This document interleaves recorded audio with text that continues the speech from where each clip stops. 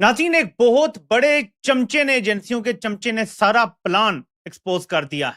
ये चला है कि पाकिस्तान में ये जो इंडिया से डिफीट का मामला है, जो पाकिस्तान की क्रिकेट टीम इंडिया से हारी है, ये इशू काफी सीरियस हो चुका है। को हिंदुस्तान और पाकिस्तान के दरमियान खेला गया और उसके बाद आप लोग जानते ही हैं कि क्या तरीके से धुलाई हुई है पाकिस्तानी टीम की कि सभी की चीखें निकल गई। इसके ऊपर ये तो बड़ी सीधे सीधे मोहसिन नकवी को लोगों ने पकड़ के जो है वो रगेद के रख दिया। वैसे तो ये इशू पहले ही सीरियस है बहुत, लेकिन आपको पता है कि पाकिस्तान में सीरियस इशू वो होता है जिसमें आर्मी इन्वॉल्व हो जाए, वो बड़ा सीरियस इशू हो जाता है, वो इम्पोर्टेंट हो जाता है।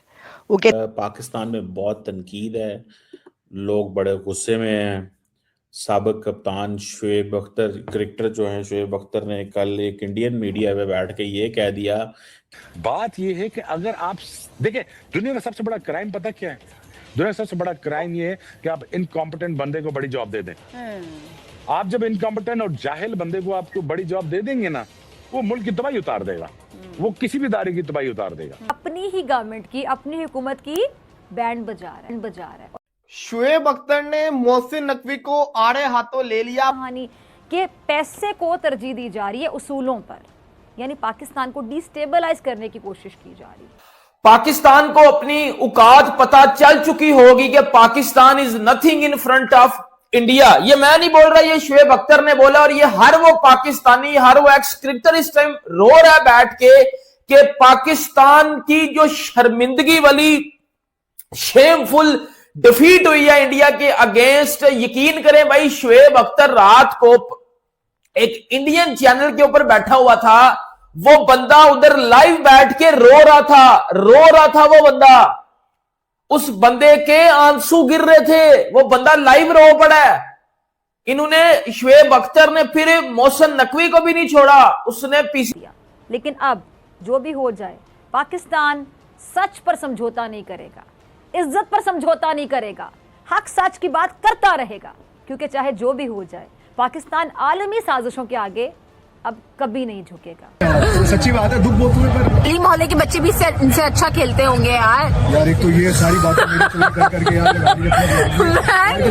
कसम से यार, ये क्या खेला आपने? लाइक 61 रन से आपने इंडिया को जीतने दिया, वो भी इंडिया ने आपको इतना कम टारगेट दिया। अभी इंडिया ने आपको 200 अबव नहीं दिया, ठीक है, 176 टारगेट दिया, उसमें भी आप 61 रन से आपने इंडिया को जिता दिया। हाँ जी, अब तो इसको देखना पड़ेगा, क्योंकि इसमें तो जो है ना वो फौज इन्वॉल्व हो गई, इसमें तो ये आ रहा है। वैसे ही आवाम शवाम का उसमें कोई मसला हो या ना हो, जिस इशू में पब्लिक इन्वॉल्व हो ना, वो सीरियस नहीं होता, नहीं, वहाँ पर वो इशू सीरियस होता है जहाँ पे आर्मी इन्वॉल्व हो। पता ये चला है कि ये जो भारत से डिफीट हुई है, ये इतनी ज़्यादा मामला बढ़ गया है कि इसके ऊपर जो फील्ड मार्शल आसिम मुनीर है वो बड़ा सख्त नाराज़ हुए हैं कि पाना है कि कीता जे तुसी कि भाई ये क्या हुआ है। अब इसकी सारी डिटेल जो है वो आ रही है हमारे पास। देखें, इसमें जो ज़्यादा बात पता चल रही है वो इंडियन मीडिया से पता चल रही है। इंडियन मीडिया जो है वो इस वक्त ये खबर जो है चल रही है कि जो आसिम मुनीर है वो बहुत अपसेट है, he is very upset with Mohsin Naqvi. अब मुझे तो समझ में नहीं आ रहा ऐसा क्यों है, क्योंकि दोनों ने में रिश्तेदारी बताई जाती है। अपनी तरफ से तो चालाकी की है, लेकिन हम भी बड़े सियाने हैं, इनकी गेमें समझते हैं, और डॉट कनेक्टिंग से हमने एक नतीजा अखज कर लिया है, खिलवाड़ किया गया है। मैं आपको थोड़ा सा पीछे लेके जाऊंगा, क्योंकि मेरे पास जो चीज मौजूद है वो आपको दिखाता हूं। मोदी जी का दिमाग इतना चलता है ना, और पाकिस्तान के लिए तो हमेशा उल्टा ही चलता है। तो जी मोदी जी ने जो है पहले तो हमें बांग्लादेश से ही कॉल करवा दी, बांग्लादेश के ही लोग हमें फोन करके कहने लगे कि जी आप लोग जाइए और जाकर जो है भारत के साथ मैच खेलिए। हालांकि उनको भी पता होना चाहिए था कि हमारे प्लेयर्स कितने लायक हैं, और हमारी जो क्रिकेट टीम के चेयरमैन है इस वक्त मोहसिन नकवी साहब, वो कितने निकम्मे निखट्टू हैं, ये भी सभी को पता था। लेकिन फिर भी कहा गया कि नहीं वहां पे जाइए और मैच खेलिए। उसके बाद श्रीलंका के जो प्रेसिडेंट है उनसे भी कॉल करवा दी गई, प्राइम मिनिस्टर शहबाज शरीफ को।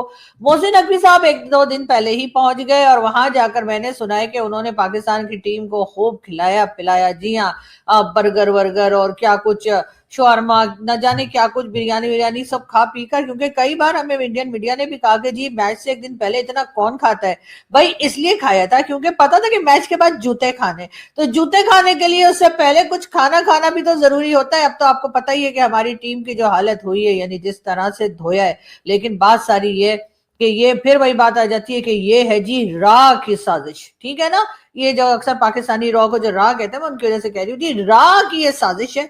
और इसीलिए जो है वो हिंदुस्तान ने हमारे साथ खेलने में दिलचस्पी जाहिर की, और जिस वक्त हमारी टीम ने कहा था हम नहीं खेलेंगे, उस वक्त जी विक्रांत गुप्ता और कई दूसरे जो जर्नलिस्ट हैं, यानी स्पोर्ट्स जर्नलिस्ट, वो बार बार कह रहे थे पाकिस्तान भाग गया, पाकिस्तान आया नहीं, पाकिस्तान खेल नहीं रहा, पता नहीं क्या कुछ कह रहे थे। और ऐसे कह के वो हमारी गैरत को जगाने की कोशिश कर रहे थे। हमारी गैरत जाग नहीं रही है, ये अलग बात है। लेकिन खैर उसके बाद हुआ ये कि हमें तो समझ आ गई थी कि जिससे पहले भी जो है वो 7 बार हम हार चुके भारत की टीम से, तो अब दोबारा जाएंगे तो उसके बाद फिर वही सारा कुछ होगा। तो इसलिए हमने सोचा कि ना ही जाए तो अच्छा है बहरहाल। लेकिन जैसे कि आप जानते हैं मोदी जी की तो आपको आदत पता है कि उन्होंने तो जब पाकिस्तान के पीछे लग जाते हैं तो बस फिर लग ही जाते हैं। तो उन्होंने जी श्रीलंका से भी फोन करवा दिया और उन्होंने जी बांग्लादेश वालों से भी कहलवा दिया। हालांकि बांग्लादेश वालों की तो आजकल बन भी नहीं रही है भारत से, लेकिन जहां हमारी बात आ जाती है वहां उनको वो सारी पुरानी 71 और उससे पहले की सारी मेमोरीज जो है ना वापस आ जाती हैं, और उनको याद आ जाता है पाकिस्तान ने ऐसा किया था, पाकिस्तान ने वैसा किया था, पाकिस्तान को तो माफी मांग लेनी चाहिए। न जाने किस किस तरह की बातें शुरू कर देते हैं। हालांकि उनके इलेक्शन थे, भाई अपना इलेक्शन देखो, उसमें जाके अपने काम करो। खामखा यहाँ पे कॉल करके कह रहे कि नहीं नहीं जी आपको तो खेलना ही चाहिए। नमस्कार दोस्तों, जय हिंद। दोस्तों कल इंडिया पाकिस्तान का मैच हुआ जहां पर इंडिया ने पाकिस्तान को बुरी तरह से हरा दिया, हर साल के भांति। वहीं पर दोस्तों उसी समय भारत में एक डिबेट चैनल पर बैठकर शोएब अख्तर ने कहा कि सबसे बड़ा क्राइम ये होता है कि आप किसी नालायक बंदे को वो काम दे दे जो वो जानता ही ना हो। उनका इशारा साफ तौर पर यह नाम लेकर बताया मोहसिन नकवी, जो कि पाकिस्तान के इस वक्त चेयरमैन है। उनको ये काम शोभा नहीं देता और वो उस काम के लिए बने ही नहीं है, लेकिन वो जबरदस्ती वहां पर कब्जा करके बैठे हुए हैं और उनको लेकर अब पाकिस्तान में खूब बगावत शुरू हो चुके हैं। और जहां पर उन्हें खूब गालियां दी जा रही है कि जिनको क्रिकेट के बारे में कुछ नॉलेज भी नहीं है वो इस पोजीशन पर बैठे हैं और बाकी लोग बाहर बैठे हैं। दोस्तों ये तो होना ही था। जिस तरह से इनकी परफॉर्मेंस से सिर्फ बातें बड़ी बड़ी करते हैं और करते कुछ नहीं है, और यही हाल है आज तक, जो अभी तक जीते नहीं है। दोस्तों वीडियो पसंद, वीडियो को लाइक करें, शेयर करें और चैनल को सब्सक्राइब करें। करते हैं, बल्कि क्या कहेंगे आप? देखिए चीमा साहब, बात तो सीधी ने सही की है, उससे मैं एग्री भी करूंगा। देखिए पिछले चीमा साहब 10 साल से मैं क्रिकेट देख रहा हूँ, तो 10 साल में कभी नजम सेठी चेयरमैन आता है, कभी रमीज राजा आता है, फिर नजम सेठी आता है, फिर जका अशरफ आता है, फिर नजम सेठी आता है, फिर मोहसिन नकवी आते हैं।